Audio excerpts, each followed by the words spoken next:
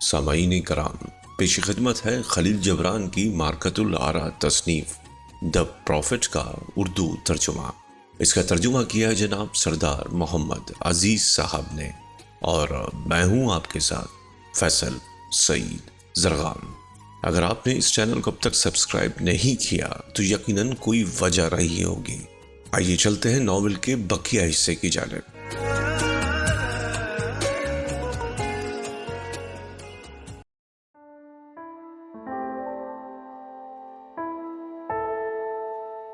پھر ایک نجومی نے کہا، آقا وقت کے متعلق کیا ارشاد ہے؟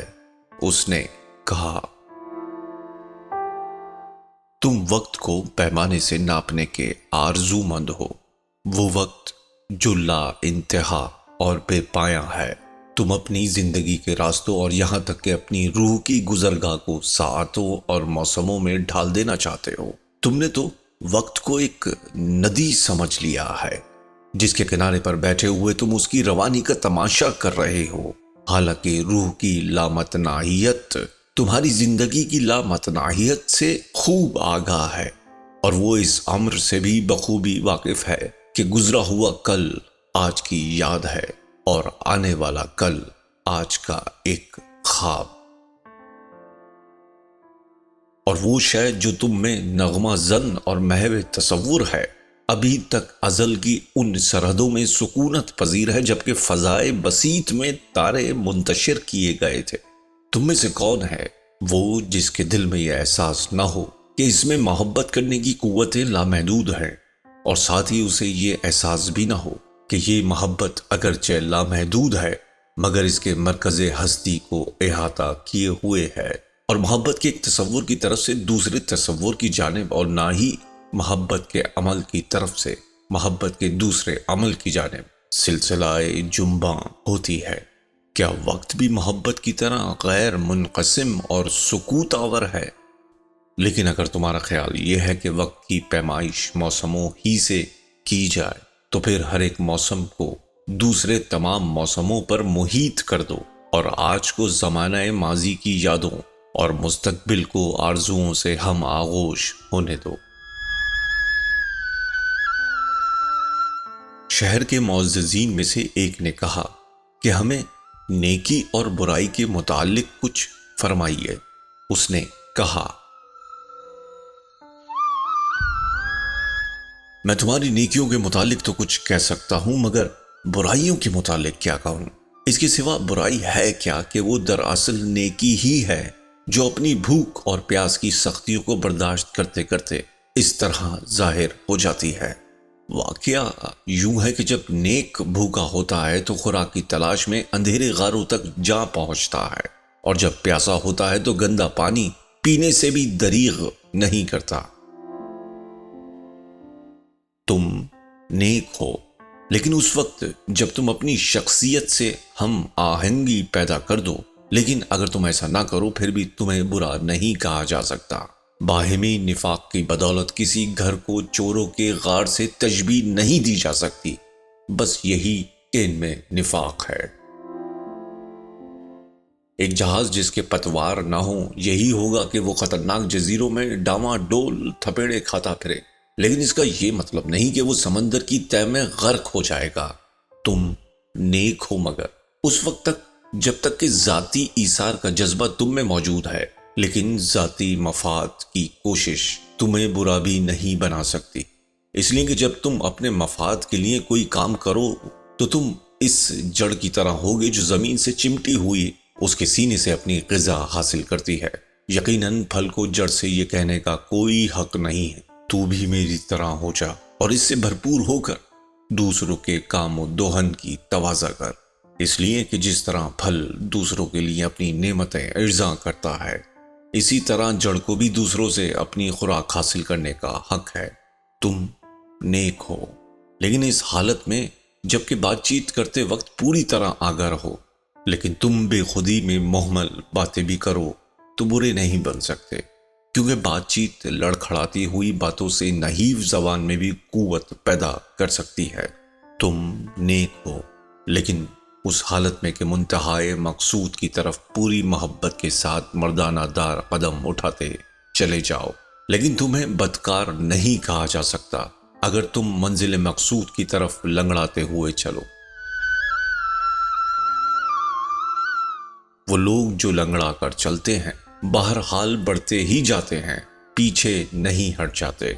تم جو مضبوط اور سبک رفتار ہو، خیال رکھو کہ لنگڑوں کے سامنے لنگڑا کر نہ چلو، اس لیے کہ مبادا تم اسے مہربانی اور ہمدردی کا اقتضا سمجھو۔ تم ہر اعتبار سے نیک ہو، اگر تم نیک نہیں تو برے بھی نہیں، تم صرف سست اور گم کردہ راہ پر ہو۔ افسوس ہے کہ ہرن کچھوے کو سبک رفتاری نہیں سکھا سکتا۔ تمہاری عظیم ترین شخصیت میں نیکی کی خواہش موجود ہے، اور وہ خواہش تم میں سے ہر ایک میں ہے، لیکن بعض میں نیکی کا یہ جذبہ ایک تیز رفتار ندی کے مانند ہے جو دامن کوہ کے اسرار و رموز اور بیابان کے کھیتوں کو اپنے آپ میں جذب کیے ہوئے پوری رفتار کے ساتھ سمندر میں جا ملتی ہے۔ اور بعض میں یہی خواہش ایک چھوٹے سے نالے کی طرح ہے جس کا پانی گرتا پڑتا اور بل کھاتا ہوا سمندر تک پہنچنے سے پہلے ہی ضائع ہو جاتا ہے۔ پس وہ شخص جس کا جذبہ طلب زیادہ ہے، اسے اس شخص کو جس کا جذبہ طلب کم ہے یہ کہنے کا کوئی حق نہیں کہ تم کیوں اتنے سست اور تمہارے پاؤں کیوں لڑکھڑاتے ہیں۔ اس لیے کہ نیک لوگ ننگے آدمی سے یہ نہیں کہتے تمہارے کپڑے کہاں ہیں، خانہ ماں برباد سے یہ نہیں پوچھتے تمہارا گھر کیا ہوا۔ ایک راہبہ نے کہا، عبادت کے متعلق کچھ فرمائیے۔ اس نے کہا، تم مصیبت اور ضرورت کے وقت عبادت کرتے ہو، کاش تم مسرت اور خوشحالی کے دنوں میں بھی سربسجود ہوتے، اس لیے کہ عبادت اس کے سوا اور کچھ نہیں کہ تم اپنی ذات کو زندگی کے بھرپور ایجر میں پھیلا دو۔ اگر تمہارے آرام اور آسودگی کا اقتضا یہی ہے کہ تم اپنی ظلمتوں کو وسیع خلا میں ڈال دو، تو تمہارے دل کے سویرے کو آشکار کرنے میں بھی تمہاری مسرت و شادمانی کا راز مضمر ہے۔ جب تمہاری روح تمہیں عبادت کی طرف بلاتی ہے، اگر اس وقت تمہارے سینے میں رقت اور گریہ کے سوا کچھ بھی نہیں، اور تمہاری روح بار بار تمہیں بلائے، تو تم محو گریہ رہو، کیونکہ تم بالآخر مسکراتے اور کہے لگاتے ہوئے بروئے کار آؤ گے۔ جب تم عبادت کرتے ہو تو تمہاری روح ان روحوں کے ساتھ عالم برزخ میں ملاقات کرتی ہے جو عین اسی لمحہ مصروف عبادت ہوتی ہیں۔ پس تم عبادت کے لیے اس معبد میں جاؤ جو تمہاری آنکھوں سے اوجھل ہے، تاکہ تمہاری روح کیف و وصل و شادمانی سے روشناس ہو سکے، کیونکہ اگر تم اس معبد میں صرف مانگنے کے لیے جاؤ گے تو پھر تمہیں کچھ بھی نہ ملے گا، اور اگر تم صرف اپنے آپ کو ذلیل اور عاجز ظاہر کرنے کے لیے داخل ہوگے تو تمہیں پستی سے اوپر نہیں لایا جائے گا، اور اگر تم دوسروں کی بھلائی کے لیے جاتے ہو تو تمہاری آواز کون سنے گا؟ بس تم عبادت کے لیے اس معبد میں جاؤ، تمہارے لیے تو یہی کافی ہے کہ تم اس معبد میں غائبانہ طور پر داخل ہو جاؤ۔ میں تمہیں یہ نہیں سکھا سکتا کہ تم عبادت میں کون سے الفاظ استعمال کرو۔ خدا تمہارے الفاظ کو نہیں سنتا مگر اس وقت جب اس کے اپنے الفاظ تمہاری زبان پر جاری ہو جائے۔ میں تمہیں پہاڑوں، جنگلوں اور سمندروں کی عبادت کا طریق نہیں سکھا سکتا مگر تم جو پہاڑوں، جنگلوں اور سمندروں کے سینے سے پیدا ہوئے ان کی سجدہ ریزی کو اپنے دل میں موجود پاؤ گے۔ لیکن اگر تم رات کی خاموشی اور سکوت میں ان کی دعاؤں کو سنو گے تو یہ آواز تمہارے کانوں میں پڑے گی، اے خدا، تو ہماری ذات کا پرے پرواز ہے اور تمہاری رضا میں ہماری مرضی پنہاں ہے۔ تیری خواہش ہی ہماری خواہشوں کی رہنمائی کرتی ہے، ہم میں تیری ہی آرزو ہے جو ہماری راتوں کو، جو تمہاری راتیں ہیں، دنوں میں جو فی الحقیقت تمہارے ہی دن ہیں، تبدیل کر دیتی ہے۔ ہم تجھ سے یہ نہیں کہتے کہ ہمیں کچھ چاہیے، کیونکہ تو ہماری ضروریات کو ان کے پیدا ہونے سے بھی بہت پہلے جانتا ہے۔ تو ہی ہماری ضرورت ہے۔ جب تو اپنے وجود حقیقی سے ہمیں کچھ تفویض کرتا ہے تو گویا سب کچھ دے دیتا ہے۔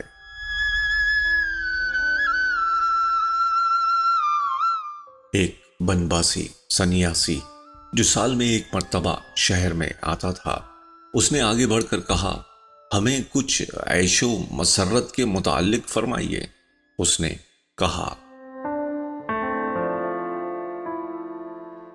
مسرت ایک آزادی کا نغمہ ہے کہ ہے شیریں، مگر اس کیف آزادی کو آزادی نہیں کہتے۔ دلوں کے تار ہلتے ہیں، چٹکتے ہیں تمہاری آرزوؤں کے یہاں غنچے، مگر انجام اس کا کون جانے۔ ہاں، یہ غنچے کھل کے پژمردہ ہوئے پھر بھی دلوں کے تار ہلتے ہیں۔ حسین گہرائیاں تم کو بلاتی ہیں بلندی پر، بلندی اور پستی کی حقیقت کیا؟ قفس کی قید میں تو نے جو پر طائر تو حاصل کیا، مگر ایک عالم پرواز ہے پیش نظر اس کے۔ حقیقت میں مسرت ایک آزادی کا نغمہ ہے کہ ہے شیریں۔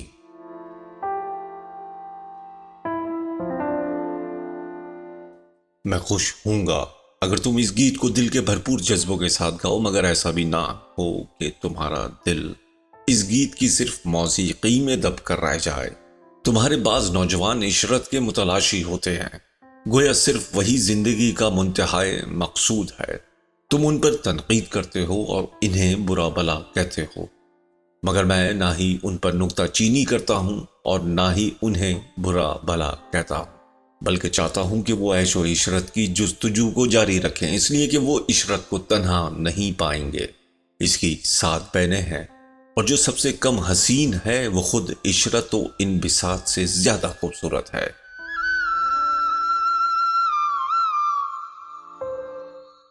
کیا تم نے اس شخص کا قصہ نہیں سنا جس نے درخت کی جڑیں کھودتے کھودتے ایک گراں بہا خزانہ حاصل کر لیا تھا؟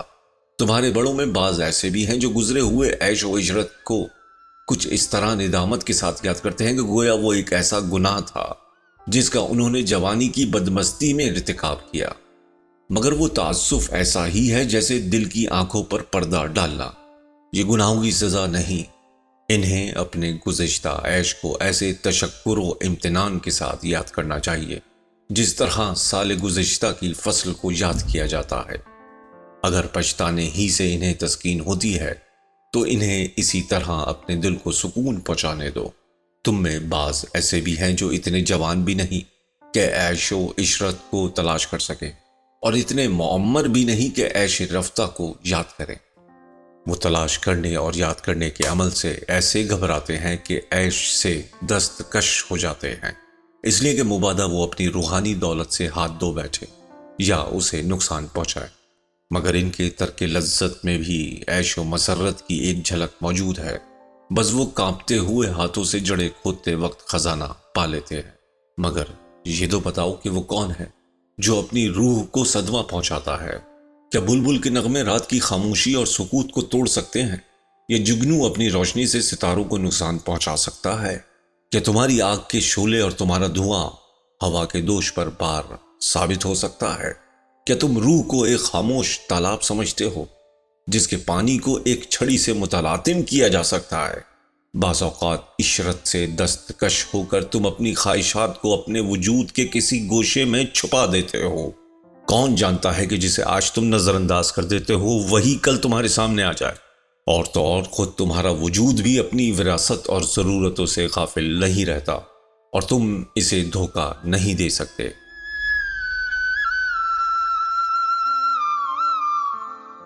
تمہارا جسم تمہاری روح کا بربط ہے، اور اس کا انحصار تمہارے ذوق موسیقی پر ہے کہ تم اس کے تاروں سے کیف پرور نغمے نکالو یا پریشان کن آوازیں۔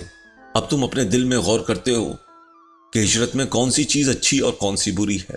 اپنے باغوں میں جاؤ اور دیکھو، تمہیں معلوم ہوگا کہ شہد کی مکھی کا عیش اسی میں ہے کہ پھولوں سے شہد اکٹھا کرے، لیکن پھولوں کی خوشی بھی اسی میں ہوتی ہے کہ وہ اپنا شہد مکھی کے حوالے کر دیں، اس لیے کہ شہد کی مکھی کے لیے پھول زندگی کا سرچشمہ ہے، اور مکھی پھول کے لیے محبت کی پیغمبر ہے۔ پھول اور مکھی دونوں کے لیے شہد کا دینا اور لینا عیش و مسرت کی ضروریات سے ہے۔ اے آرفلیس کے رہنے والوں، پھول اور مکھی کی طرح صرف عشرت و انبساط سے غرض رکھو۔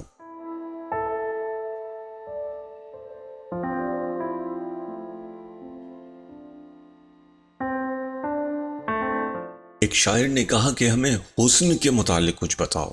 اس نے کہا،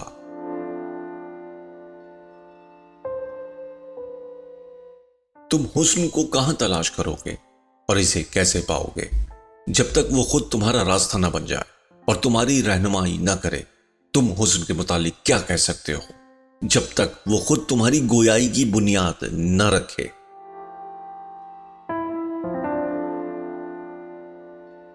مجروح اور غمگین کہتے ہیں کہ حسن مہربان اور لطیف ہے۔ حسن ہمارے درمیان سے اس نئی نویلی ماں کی طرح گزر جاتا ہے جو اپنی عظمت کے نشان یعنی اپنے بچے کو شرمیلے پن سے اٹھائے ہوئے ہے۔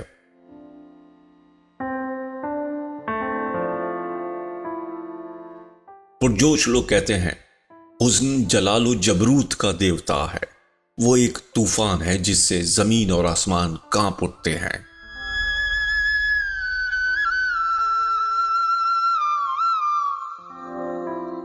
تھکے ہوئے اور فروماندہ کہتے ہیں کہ حسن ایک نرم و نازک سرگوشی ہے جو ہماری روح سے ہم کلام ہوتا ہے۔ اس کی آواز ہماری خاموشیوں میں اس طرح مدغم ہو جاتی ہے جیسے کہ ایک مدھم سی کرن جو اندھیروں کے خوف سے کانپتی ہے۔ مضطرب اور بے چین کہتے ہیں کہ ہم نے حسن کو پہاڑوں میں نعرہ زن دیکھا ہے اور ان نعروں کے ساتھ گھوڑوں کی ٹاپوں، پھڑپڑاتے ہوئے پردوں اور دھاڑتے ہوئے شیروں کی آوازیں بھی۔ رات کے وقت شہر کے پاسبان کہتے ہیں حسن طلوع آفتاب کے ساتھ مشرق کی طرف سے نمودار ہوگا۔ دوپہر کے وقت تھکے ہوئے مزدور اور مسافر کہتے ہیں کہ ہم نے حسن کو مغرب کی طرف شفق کی کھڑکی سے زمین پر جھانکتے ہوئے دیکھا ہے۔ سرما کی برف میں گھرے ہوئے لوگ کہتے ہیں حسن آغاز بہار میں پہاڑیوں کو پھاندتے ہوئے آئے گا۔ موسم گرما کی شدت میں فصل کاٹنے والے کسان کہتے ہیں کہ ہم نے حسن کو خزاں کے پتوں کے ساتھ مصروف رقص دیکھا ہے اور اس کی زلفوں میں برف کے گالے الجھے ہوئے تھے۔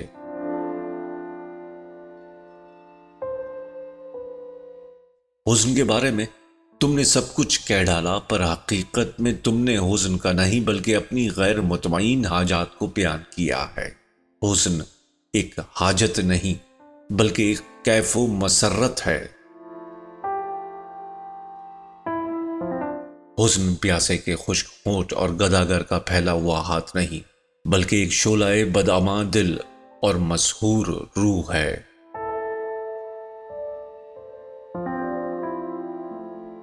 حسن کسی مندر کا بت نہیں کہ تم اسے دیکھ سکو، یہ نغمہ نہیں کہ تمہارے کان اسے سن سکے۔ البتہ حسن ایسی مورتی ہے جسے تم آنکھیں بند کر کے ہی دیکھ سکتے ہو، ایک نغمہ ہے جسے کان بند کر کے ہی سن سکتے ہو۔ یہ وہ رس نہیں جو درخت کی چھال میں مضمر ہے، اور نہ ہی یہ پر ہے جو پنجے کے ساتھ پیوست ہے، بلکہ حسن تو ایک سدا بہار باغ ہے اور فضا میں مصروف پرواز فرشتوں کا ہجوم۔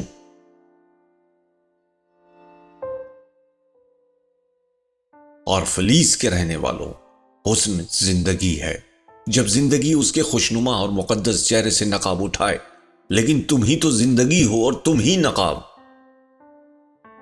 حسن جاوداں ہے جو اپنے چہرے کو آئینہ زندگی میں دیکھتا ہے، لیکن تم ہی حسن دعام اور تم ہی آئینہ ہو۔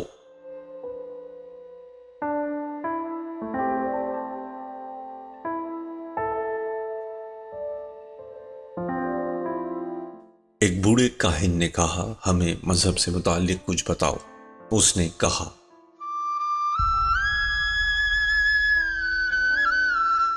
کیا جو کچھ میں نے آج کہا وہ کچھ اور چیز ہے؟ کیا اعمال اور فکر و نظر ہی کو مذہب نہیں کہتے؟ پھر وہ بھی جو نہ ہی عمل ہے اور نہ ہی فکر و نظر بلکہ حیرت و استعجاب کا وہ ہیولہ جو تمہاری روح سے ناشتہ ہوا برآمد ہوا ہے، خواہ اس وقت تم پتھر توڑنے میں مصروف ہو یا کپڑا بننے میں۔ وہ کون ہے جو اپنے عقائد سے اپنے افعال کو جدا کر سکے اور اپنے مشاغل کو اپنے ایمان سے وابستہ نہ کرے؟ کون شخص ہے جو اپنی ساعتوں کو اپنے سامنے پھیلا کر کہتا ہے کہ یہ خدا کے لیے ہے، یہ میرے لیے، یہ میری روح کے لیے ہے اور یہ میرے جسم کے لیے؟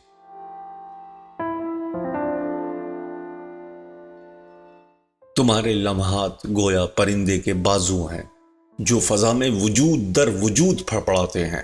وہ شخص جو اپنی نیکیوں کو عمدہ پوشاک تصور کرتا ہے وہ ننگا ہی بہتر ہے۔ سورج اور ہوا اس کے جسم کو چھلنی نہیں کر سکتے۔ وہ شخص جو اپنے اعمال و افعال کو علم الاخلاق کے مطابق پرکھنے کی کوشش کرتا ہے وہ گویا نغمہ طائر کو پنجرے میں بند کر دیتا ہے۔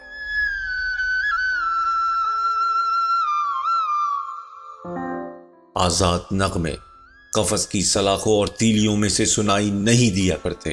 وہ شخص جس کے نزدیک عبادت ایک کھڑکی کی مانند ہے کہ جب چاہا اسے کھول دیا اور جب چاہا اسے بند کر دیا، اس نے اپنے قصر روح کو نہیں دیکھا جس کی کھڑکیاں ایک صبح سے دوسری صبح تک کھلی رہتی ہیں۔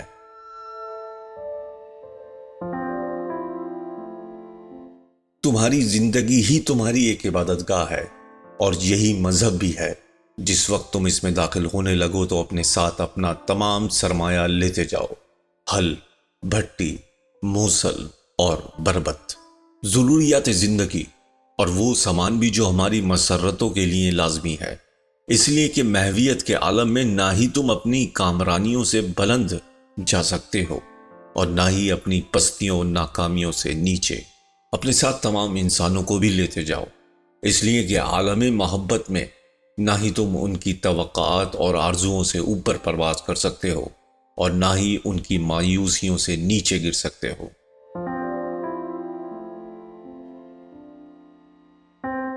اگر تم اپنے خالق حقیقی کو پہچانتے ہو تو معمے کو حل کرنے سے کیا حاصل؟ تم اپنے گرد و پیش کے ماحول دیکھو گے تو اسے اپنے بچوں سے کھیلتا ہوا پاؤ گے۔ خلا میں دیکھو گے تو وہ تمہیں بادلوں میں گامزن، بجلی میں اپنے پھیلے ہوئے بازوؤں کے ساتھ کوندتا ہوا اور بارش میں زمین پر برستا ہوا نظر آئے گا۔ تم اسے پھولوں کے تبسم اور ہوا میں لہراتے ہوئے درختوں میں بھی دیکھو گے۔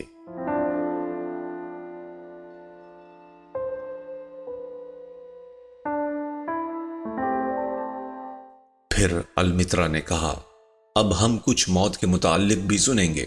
اس نے کہا،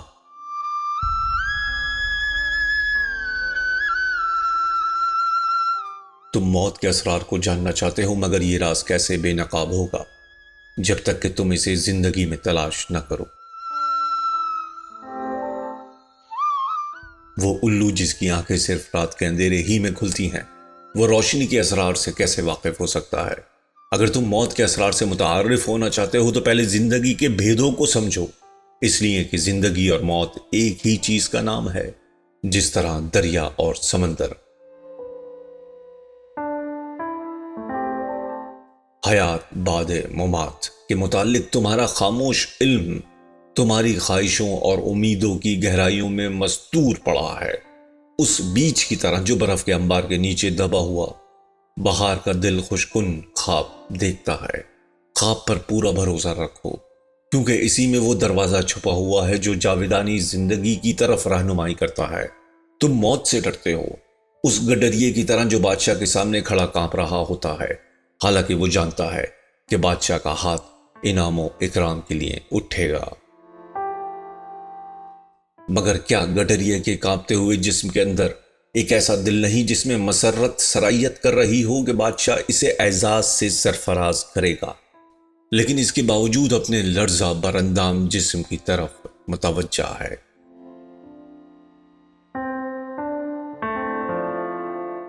موت کیا ہے؟ ہوا میں اوریاں کھڑے ہونے اور سورج کی حرارت سے پگھل جانے کا نام۔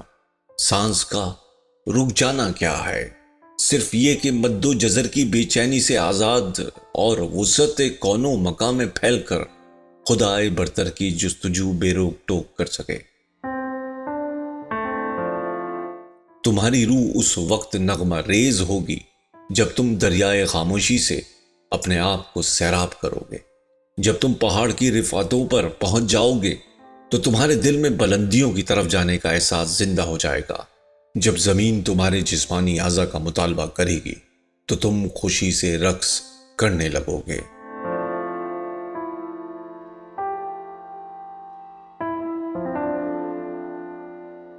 اب شام ہو گئی تھی۔ روشن ضمیر المترا نے کہا کہ یہ دن اور جگہ مبارک ہے۔ کہ تیری روح ہم سے ہم کلام ہوئی۔ اس نے کہا،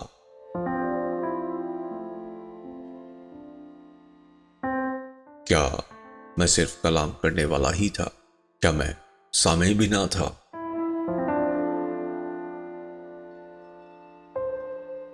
پھر وہ معبد کی سیڑھیوں سے اترا اور لوگوں کا ہجوم اس کے پیچھے پیچھے ہو لیا۔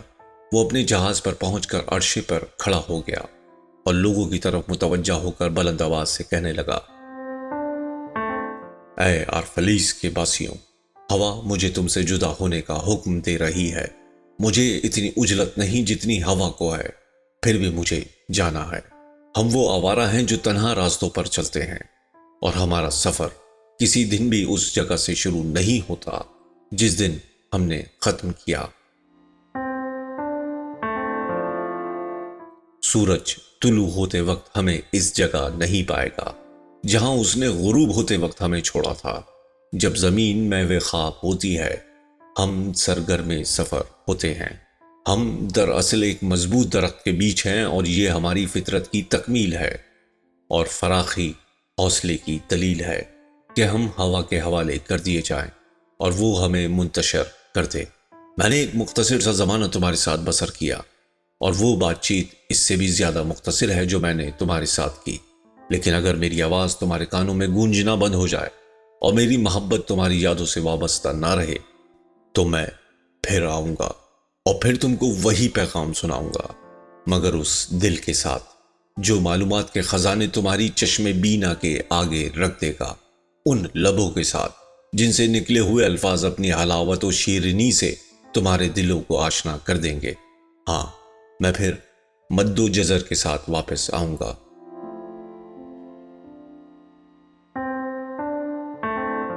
گو موت مجھے آنکھوں سے اوجھل کر دے اور سکوت عظیم مجھے اپنے آپ میں جذب کرے، اس کے باوجود میں تمہارے محسوسات میں جستجو کروں گا، اور میری جستجو ناکام نہیں رہے گی۔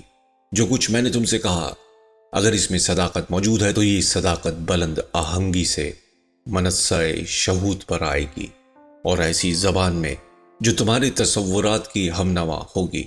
ارے آرفلیس کے رہنے والوں، اب میں ہوا کے رخ پر جا رہا ہوں، لیکن موت کی گہرائیوں کی طرف نہیں۔ اگر آج کا دن تمہاری حاجتوں اور میری محبت کا کفیل نہیں ہو سکتا تو چلو اس وعدے کو کسی اور دن پر اٹھا رکھو۔ آدمی کی حاجتوں میں تبدیلی ہو سکتی ہے، مگر اس کی محبت میں نہیں، اور نہ ہی اس کی خواہش میں محبت اس کی احتیاج کو پورا کرے۔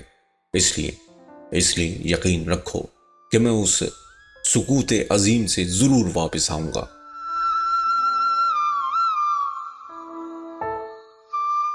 نور کے تڑکے کی دھند کھیتوں میں شبنم چھوڑ کر اڑ جاتی ہے، وہ اوپر اٹھ کر بادلوں کی شکل اختیار کرے گی اور بارش بن کر برس جائے گی۔ میری زندگی بھی دھند کی طرح گزری ہے۔ میں رات کی خاموشیوں میں تمہارے گلی کوچوں میں چکر لگاتا رہا ہوں، اور میری روح تمہارے مکانوں میں داخل ہوتی رہی ہے۔ میں تمہاری دل کی دھڑکنیں اپنے دل میں اور تمہاری سانس اپنے چہرے پر محسوس کرتا رہا ہوں۔ تم سب میرے دل کے بہت قریب تھے، اسی لیے تو میں تمہارے دکھ درد اور مسرتوں سے آشنا رہا۔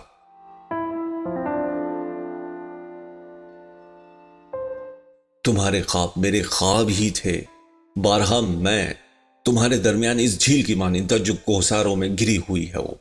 میں نے کوہسار کی بلند چوٹیوں پر خم کھاتی ہوئی ڈھلوانوں اور تمہارے تصورات اور آرزوؤں کے درمیان گزرتے ہوئے قافلوں کا عکس اپنے اندر جذب کر کے تم پر عیاں کیا۔ تمہارے بچوں کے قہقہے، چھوٹی چھوٹی ندیاں اور تمہارے نوجوانوں کی آرزوئیں دریا بن کر میرے خاموش فضا میں داخل ہوئے، اور جب وہ میری گہرائیوں میں پہنچے تو یہ ندی نالے اور دریا بدستور گیت گاتے رہے، مگر ان قہقہوں سے کہیں زیادہ شیریں اور ان آرزوؤں سے کہیں عظیم تر شے جو میرے دل میں داخل ہوئی، وہ تمہاری ذات کی وسعت تھی۔ اس وسعت میں تمہارا جسم مٹھی بھر گوشت اور ہڈیوں سے زیادہ حقیقت نہیں رکھتا۔ وہ ایک ایسا مقدس نغمہ ہے جس کے آگے تمہارے تمام راگ ایک بے آواز دھڑکن سے زیادہ نہیں۔ انسان کی اس وسعت میں تم بھی وسیع بن جاتے ہو۔ اسی وسعت میں نے تم کو تلاش کیا اور تم سے والہانہ محبت کی۔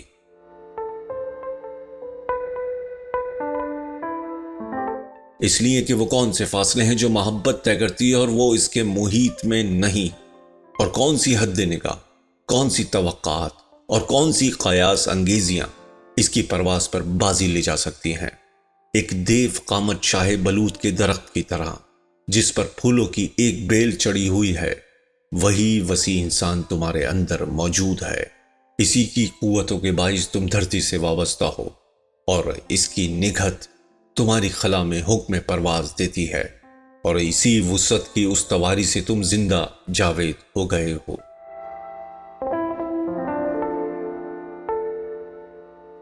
تمہیں یہ کہا گیا کہ اگرچہ تم زنجیر ہو لیکن تم زنجیر کی کمزور کڑی کے مانند ہو، لیکن سچی بات یہ نہیں، تم مضبوط بھی ہو، جیسے اس زنجیر کی سب سے مضبوط کڑی۔ تمہارے کمترین اعمال سے تمہاری طاقت کا اندازہ کرنا گویا موسموں کو ان کے تغیر و تبدل پر مجرم قرار دینا ہے۔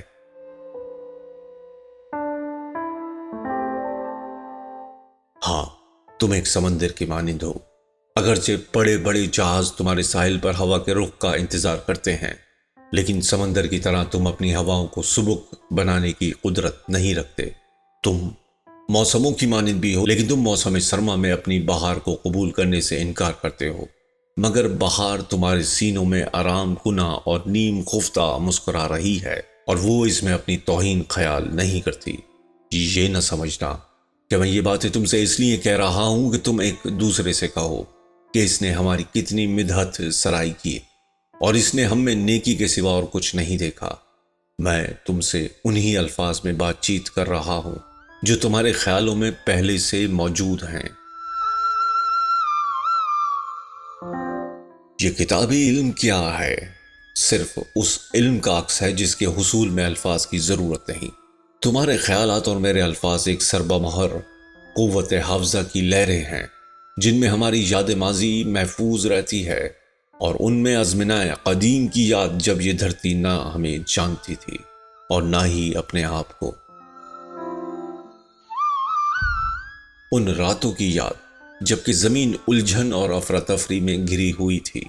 بہت سے فہیم و فریض انسان فہم و فراست عطا کرنے کے لیے تمہارے پاس آئے، لیکن میں تمہاری عقل سے کچھ حاصل کرنے آیا ہوں، اور دیکھو میں نے وہ چیز معلوم کی جو فہم و فراست سے بلند مرتبہ رکھتی ہے۔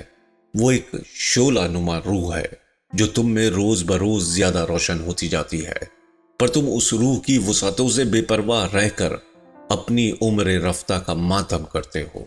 جسمانی زندگی قبر سے خوفزدہ ہوتی ہے، حالانکہ زندگی ازل کی جستجو میں مصروف ہوگی۔ اس دنیا میں قبریں نہیں ہوا کرتی، یہ پہاڑ اور میدان تمہارا گہوارہ اور سنگ راہ گزر ہے۔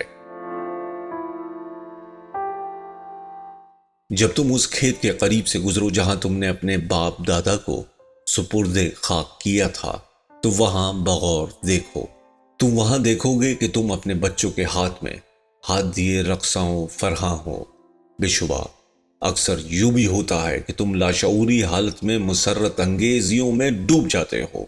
دوسرے فہیم و دانا تمہارے پاس آئے اور انہوں نے تمہارے ایمان کے متعلق تم سے زرعی وعدے کیے، اور ان کے عوض تم نے اپنی دولت، اپنی طاقت اور اپنی عظمت بطور تحفہ پیش کی۔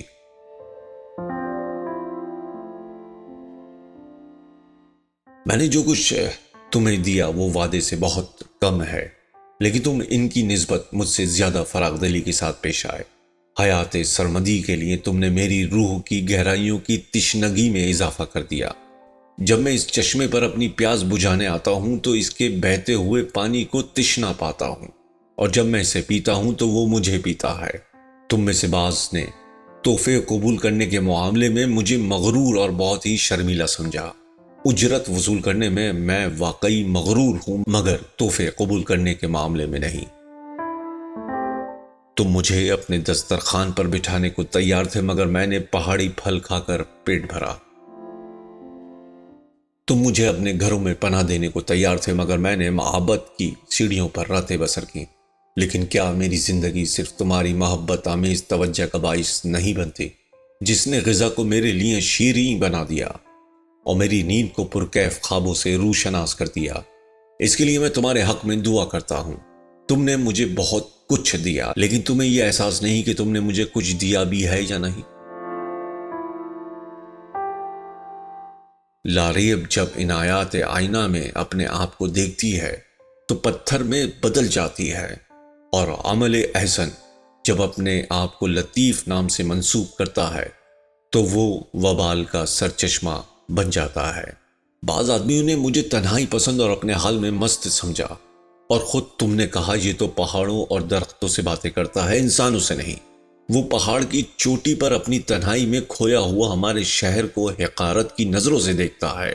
یہ صحیح ہے کہ میں پہاڑیوں کو پھاندتا ہوا دور افتادہ گوشوں پر جا پہنچا، لیکن بہت دور رہنے کے سوا میں تمہیں کیوں کر دیکھ سکتا ہوں؟ کوئی شخص قرب کیوں کر حاصل کر سکتا ہے جب تک وہ بہت دور فاصلے پر نہ ہو؟ تم میں سے بعض نے مجھے پکارا، زبان سے نہیں بلکہ زبان خاموشی سے۔ انہوں نے کہا، او فہم و ادراک سے بھی بلند تر رفتوں سے محبت کرنے والے اجنبی انسان، تم پہاڑ کی ان چوٹیوں پر رہنا پسند کرتے ہو جو عقابوں کا مسکن ہے۔ تم ناقابل حصول چیزوں کی کیوں جستجو کرتے ہو؟ تم کون سے طوفان اپنے جال میں پھانسنے کے در پہ ہو؟ تم آسمان کی رفتوں میں کون سے موہوم پرندوں کو شکار کرنا چاہتے ہو؟ آؤ اور ہمارے ساتھ رہو، نیچے اترو اور ہماری روٹی سے اپنی بھوک مٹاؤ اور ہماری شراب سے اپنی تشنگی دور کرو۔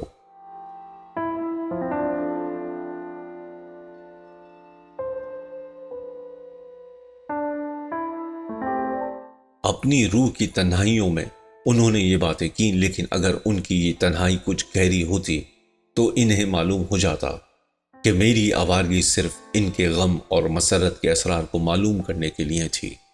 میں صرف تمہاری ہی ذات وسیع کی تلاش میں تھا جو آسمان پر محو خرام ہے، لیکن صیاد خود بھی صید تھا، اس طرح کہ میرے ہی تیر میری کمان سے نکل کر میرے سینے پر پیوست ہو گئے،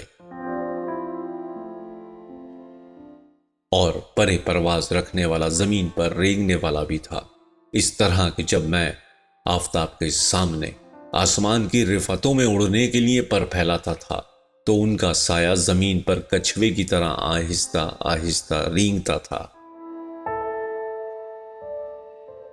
مجھے اگر یقین کامل حاصل ہے تو کچھ شکوک بھی ہیں، اس طرح کہ میں نے تم سے پوری طرح متعارف ہونے کے لیے اپنی انگلی اپنے زخم میں ڈال لی۔ اس عقیدے اور علم کی بنا پر میں کہہ سکتا ہوں کہ تم اپنی حدود میں مقید نہیں ہو، اور تمہارا وجود تمہارے گھروں اور کھیتوں تک ہی محدود نہیں، بلکہ تمہاری ذات حقیقی پہاڑوں سے بھی اوپر تک ہے، اور تم ہوا کے ساتھ مصروف پرواز ہو۔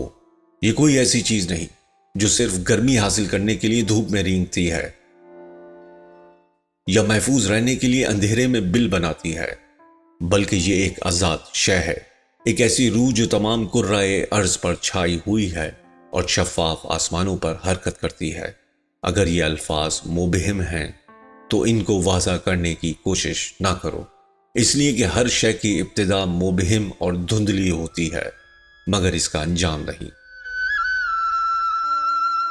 میری آرزو ہے کہ تم مجھے ابتدا سمجھ کر ہی یاد کرو۔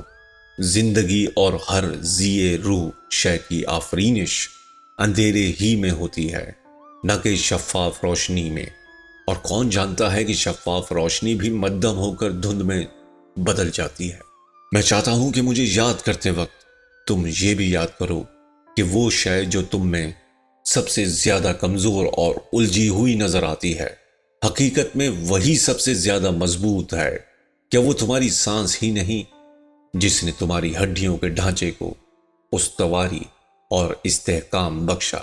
کیا وہ تمہارا فراموش شدہ خواب نہیں جس نے تمہارے شہر کو تعمیر کیا اور اس میں جو کچھ ہے اسے آراستہ کیا؟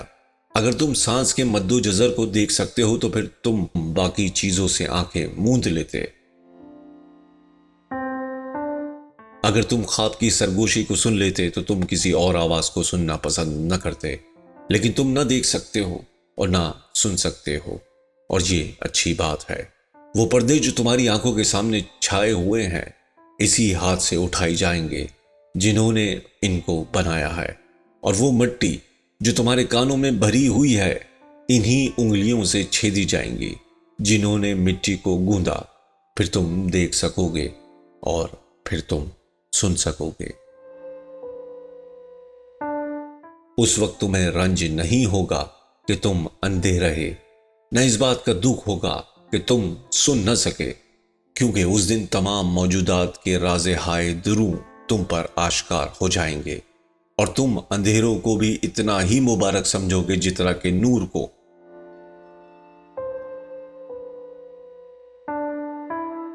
یہ کہتے ہوئے اس نے اپنے ارد گرد نظر ڈالی اور دیکھا کہ جہاز ران پتواروں کے پاس کھڑے ہیں۔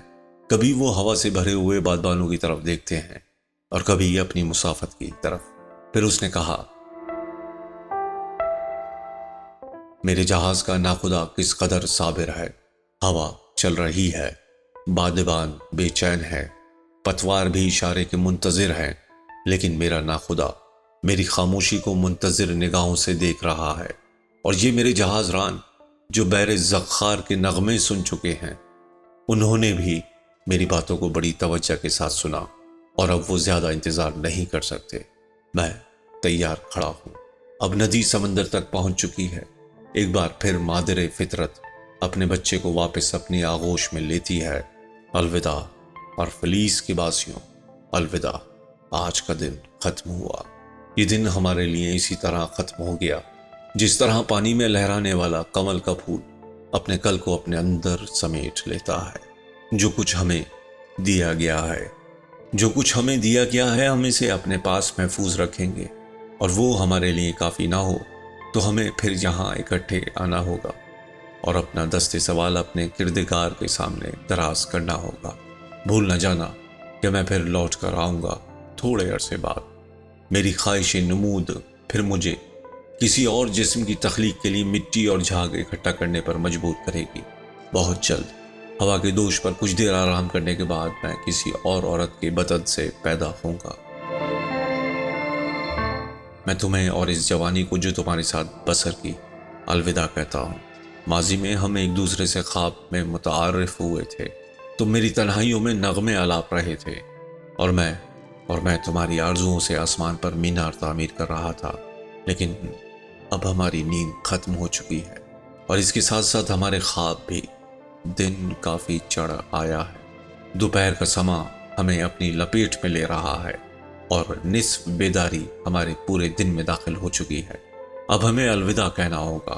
اگر ہم اپنی یاد کی ہلکی سی روشنی میں پھر ایک مرتبہ ملیں تو پھر اکٹھے مل کر باتیں کریں گے، اور تم مجھے کوئی زیادہ مسحور کن نغمہ سناؤ گے، اور اگر ہمارے ہاتھ کسی اور خواب میں ملیں تو پھر ہم آسمان پر ایک اور مینار تعمیر کریں گے۔